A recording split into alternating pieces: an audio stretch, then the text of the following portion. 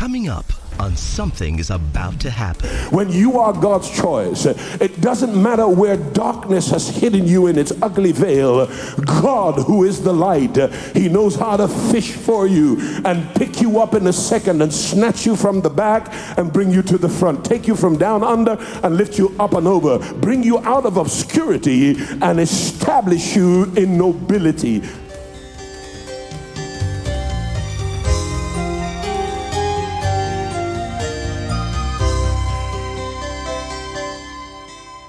I want you, if you have any area of darkness where it's not working for you, it's not happening for you, some things haven't occurred yet, some promises are not fulfilled, or you're confused or you're browbeaten, I want you to shout and call light to come forth into that area. Say with me, let there be light.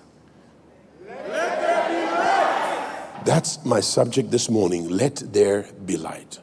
In Acts 15 and verse 16, Luke, the writer of Acts, says, after this, or he's speaking for God, that God says, I will after this return and I will build again the tabernacle of David, which is fallen down, and I will build it again, I will redo the ruins, and I will set it up one more time. What God is saying here in Acts 15:16 is that I love the mentality of David and how David brought worship to me and why he brought worship to me. Why David was a consistent worshiper and he had staying power in the work of worship. And his worship was prayerful, it was intercessory, it was supplicative. And I love the way David worshiped me. So after many eras and generations since David lived and wrote 3,000 years ago, God is saying concerning these last days that he will rebuild again, using the mentality of David to establish worship in the earth again. And we are a part of it here at House on the Rock. And God still uses David's intimacy with himself as an illustration to teach us the kind of relationship that God desires for us to have with the Almighty. And he describes this man, David, as a man after our hearts. And so, even though God boasts about David's many strengths and his sterling qualities and his many virtues, he also doesn't hide David's weaknesses, David's faults, his flaws, and his frailties from us. Not as if he was trying to mock David, but he wants us to understand that David, in spite of his challenges, was a man after his heart. Not that he was trying to belittle David, rather he wanted to open up Davidic thinking and Davidic mentality to the reader and also to the observer, so that we would look intelligently at the life of David and not just learn from him how much he knew, but learn from him how his mind worked. If you ever get to sit with a great man or a great woman of God, don't just sit there to glean knowledge, but try and find out how their minds work, how their mentality works. It was David's mentality that gave us the tabernacle of David. It was David's mentality that made God say of him, this is a man after my heart. Because David understands God on the basis of his past experiences with God.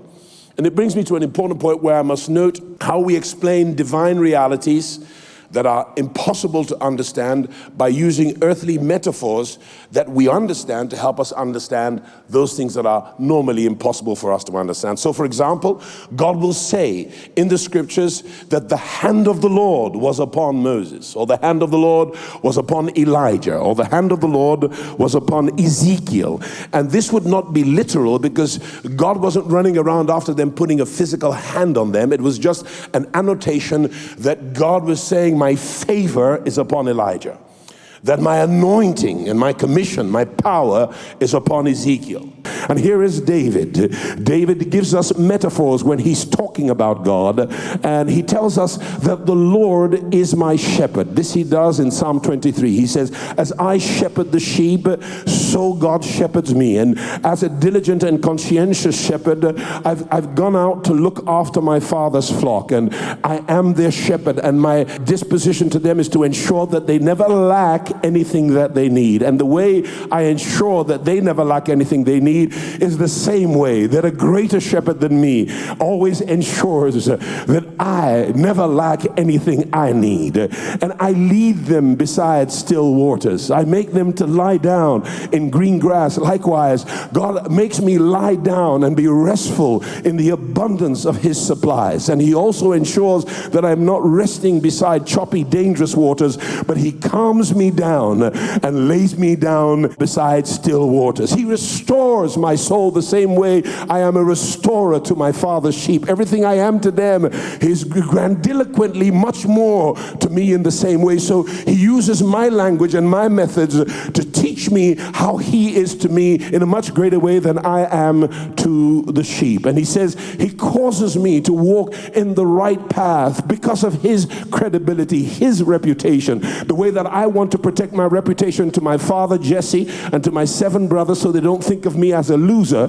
Likewise, God protects his reputation as it concerns me, his child, and ensures that as I look after the sheep, he does even a better job, because he's never going to let the devil think that he's a lousy person at his work. He's never going to let you lose, because your loss is really his loss. Your failure is really his failure. And David uses that metaphor very articulately, very eloquently in the 23rd Psalm. But as he comes into the 27th Psalm, David uses another metaphor. And this metaphor is simply not that the Lord is my shepherd. That's one revelation. But he brings us to perhaps the most powerful revelation of the nature of God. And he says, the promise keeper is my light, and my salvation. Who am I going to be afraid of then? And you must appreciate now, my friends, that David was not just any old guy. David was chosen. And I am of the persuasion that in every generation, there are only a very small few persons that are truly gifted with the status of being chosen. Matthew 22 and verse 14 declares, and I read in your hearing, many are called, but few are chosen. In other words, it's not many that are chosen, many are invited.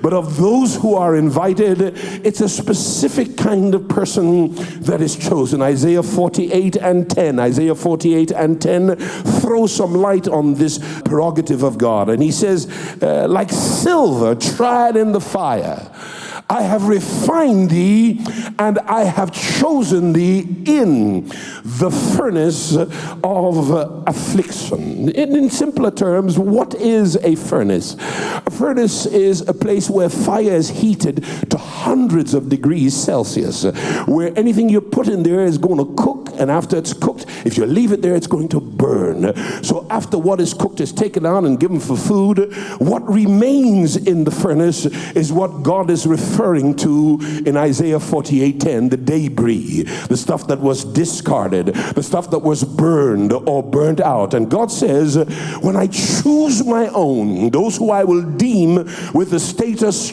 chosen, I choose folk who were left behind in the furnace. And so they're all burnt up. They are ashes. They look like they're good for nothing. Nobody would prize them as a being of any value or any worth. And what God is saying here is that when I choose, I don't choose like men. I choose from inside the furnace. What has been left there as worthless, as useless, the stuff that was rejected by men, the stuff that was discarded by men, the stuff that they sweep away before they start the next fire and take that junk and put it in the garbage can. In other words, I look for trash when I want to repose my treasure in somebody. I look for the stuff that has been worn out and wasted, and that's where I invest my glory, so that men will know that the excellency of the power is not in privilege, it's in my choice. It's not in you, it's in my doing, God says. So if you're one of those folk who's been burned by life, burned by enemies, burned by people who were supposed to love you, you were caught in fire by your own poor choices, God says to tell you that he hasn't written you off. In fact, your pain and your disadvantage might be the very reason why God has his eye focused upon you, and any moment from now he's about to shine some light upon you. And when that light shines, light has an uncanny way, when it's the light of God, of making whatever it shines upon become truly glorious. So what does chosen mean? Chosen means to be picked from among many. That means there were many. But he singled out one from the many. Then he looked at another many, and he picked out another one from the many. So that when you look in the whole canon of the Bible, you would think that God would pick advantaged and privileged people to do his will. But as you look through all the scriptures, God generally picks out the most disadvantaged of all when he wants to put somebody to work. He chooses the stone that the builders rejected. He chooses the brother who was thrown in the pit. He chooses Moses, the murderer. He chooses Solomon, the seed of Bathsheba, the adulterous woman with the king. The people everybody wouldn't want to choose or use, those are the ones that God goes for. Why on earth would he pick Rahab the harlot, or look for Ruth, the witchcraft-ridden Moab? Why would he use somebody like Jacob, a crookster, a 419? I'll tell you why. So that in spite of your disadvantages, he says, I'm going to choose you and use you to do something significant in your life. But I'm not qualified, Lord. I disqualified myself. God says, don't worry about qualifications. I have plenty of them in my faculty, and I can qualify those who are not called, and I can qualify those who are called. I can do whatever I want to do whenever I want to do it. It's not of him that wills, nor of him that runs. But when I choose to show mercy to whom I will show mercy, nobody can stop what I want to do. And I want to tell somebody today, I think, I might be wrong, but I think God chose you, because out of the people who were invited, it was just you who came to service this Sunday morning. Oh God, I feel something. And the fact that you walked and gave up something important to do because you felt that hearkening to the word of God was more important than all the other things you could do on a day like this, perhaps you are chosen. I don't know. But as we go through the word this morning, you'll find out if you're one of those chosen ones. You'll find out if you're one of those chosen ones. So now, he has a way of choosing whom everybody else didn't think could be of use to God. And David is such a one. David has come from a dark past. David's background is bleak and black. He's been rejected by the closest kith and kin. He was ostracized by his own family. He was the errand boy, never given any superior or elitist job in the family. He was never preferred or promoted by his father. And once God has chosen you, friends, you won't have to promote yourself. When God has chosen you, you won't need to advertise yourself.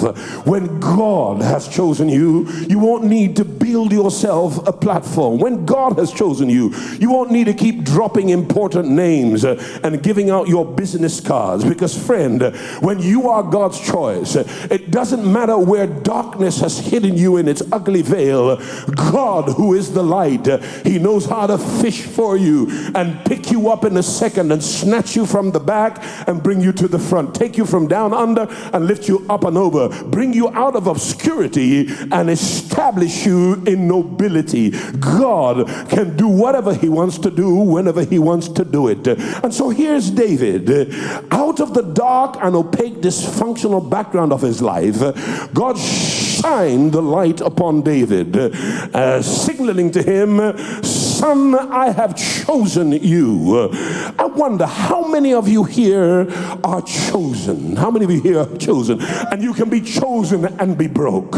You can be chosen and squatting in a paro, face me, I face you. You can be chosen and you can't rub 2 naira together. You can be chosen and everybody in your household hates you. You can be chosen and yet living under the threat of the javelin of Saul, the king of Israel, who knows that you might be next, and he's scared that what what you carry is much more than what he has. But in any case, even though you don't got money in the bank, you got Jesus in heaven, and you got a swagger that lets people know that there's something about this guy. Help me and go to 3 people or text 5 and tell them, whether you realize it or not, sir, there's something about you. There's something unterrestrial about you. There's something divine about you. Can I get a witness from somebody? If that's you, lift your 2 hands like this and shout, I must be one of the chosen.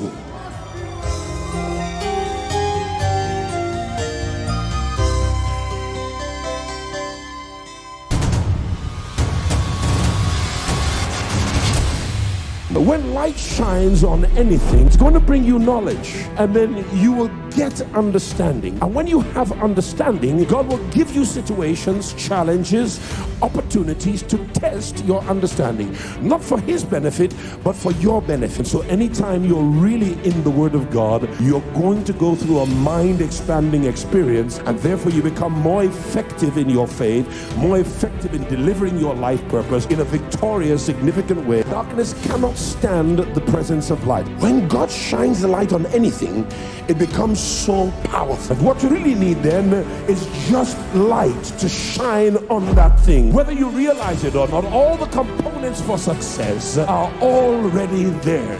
It just takes a good cook to pull them together. Every fiery trial in your life is a sign that God, the chef of the universe, is cooking. It takes time for some things to work. It takes time for patience to work focus. It takes time for focus to work presence. It takes time for presence to bring revelation. It takes time for revelation to give you confidence. God, in the way he designs your life, designs you with load-bearing capacity, because load is a similar word to weight. Weight or weightiness is the word for glory. Not everybody can handle glory, because glory and your ability to handle it must be designed into your weight-bearing capacity. It's time for you to stand up and stand out. If you stand now, the light is going to make you a shining, brilliant light of glory. Stand up to the glory of a new dawn in your life. It's your time to shine.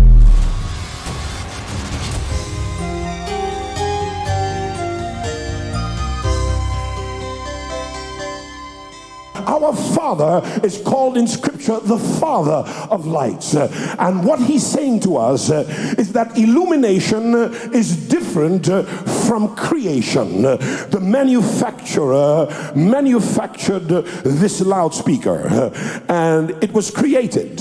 But if I covered it with a black cloth, you wouldn't know that it was a speaker there. So it already exists, but you can't see it because it is veiled, or it already existed in its components, its ingredients, its various metal components, but that was buried in the earth, and so the earth was its veil. But when God started speaking word or speaking light, all of a sudden those components became visible, incalculably understandable as things that could come together to form the loudspeaker. So creation existed, but revelation made visible what already existed. Your healing already exists. Your deliverance already exists. Your financial breakthrough already exists. Your peace already exists. Your miracle, it already exists. Your husband and your baby already exists, but it's under a veil called darkness. That's why you need light. If you want light desperately in the areas of your darkness, lift your 2 hands and shout, let there be light in my life. Go ahead, say it like you mean it. 1, 2, 3. Say it again like you really want deliverance. Say it again that all hell will have to break away and remove their ugly veil. And so light just illuminates what is already there. If I turned off the lights in this room and asked you to keep perfectly quiet and still till it was perfect pitch, gross black darkness, nobody would know that you were here. Nobody would know that anybody was here. And let's say that you were the subject of God's visitation. And here in this room, there were rattlesnakes with poison. There were cockatrices and black mambas. And there were also lions and tigers and bears, and you could hear them. And what you heard caused you to fear. You couldn't see them, but you could hear them. And also in the room was your destiny, your new Ferrari, your $25 million, your breakthrough, your wife-to-be, and your children too, but you couldn't see any of that. But all you could hear was things that made you fearful. And because of the darkness, you wanted to beat the tracks and retreat. But God said, no, don't run away. And he says, I'm going to turn on some light. And he flipped the switch, which was his voice. And the lights came on, and you saw that every one of the tigers, lions, bears, and cockatrice were all tied up in chains. And they could only go a few meters. And he was careful to put what he has in store for you outside their reach. So when the lights came on, you saw what was yours because he already gave you the title deed to the room. But you also saw that where he put the enemies, they were under chains and reserved there until a later date. So now you know where to put your foot to avoid the lion. You know where to duck. You know where to head to take what God has given you. Because you will often place your treasure in darkness, and your secret riches in hidden places called darkness. But he turns on the light because he never hid it from you. He only hid it for you. But you're going to need light. You're going to need light. Shout at a neighbor and tell him what you need is light. What you need is light. Say it to yourself. Tell yourself, what I need is light. So look now, when they took Jesus to the cross of Calvary, they stretched him wide, they hung him high.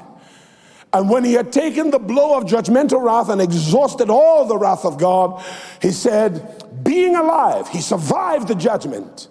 He said, tell Telestai. He wasn't asking you to go and tell Telestai anything.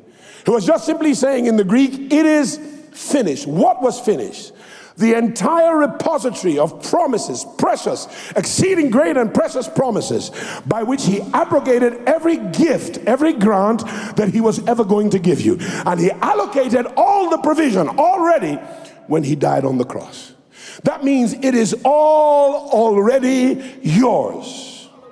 That when he died, was buried, resurrected, and then he ascended on high, my friends, he went and sat down at the right hand of the Father. And he entered into rest. The Father entered into his rest on the seventh day of creation. The Son entered into his rest in the moment of ascension. And once he had ascended, when you ask him for stuff, he's not going to get up and start doing some work to try to get something to you.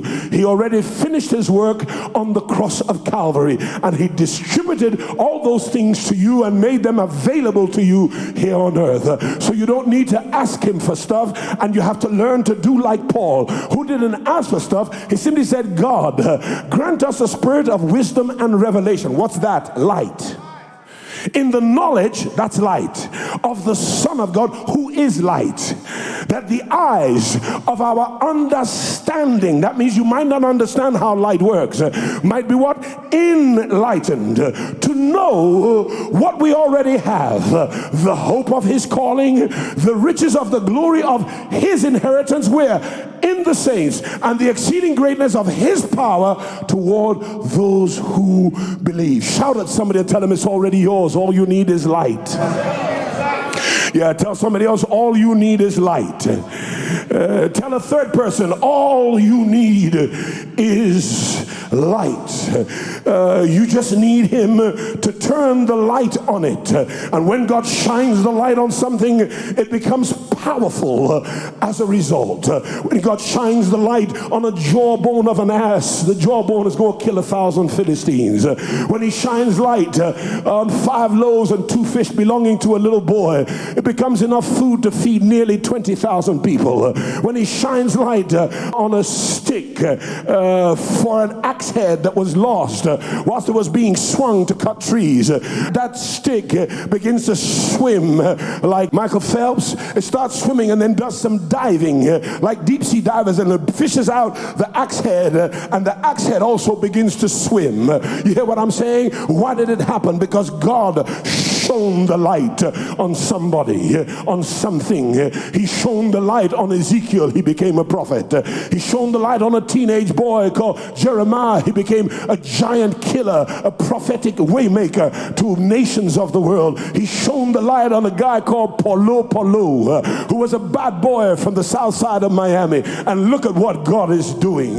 When God shone the light on the widow's nearly empty cruse of oil, that cruse of oil became abundant in its flow, and it only ceased to flow when there wasn't something to flow into. If that's you that I'm talking about, I want you to shout, Lord, shine the light on me.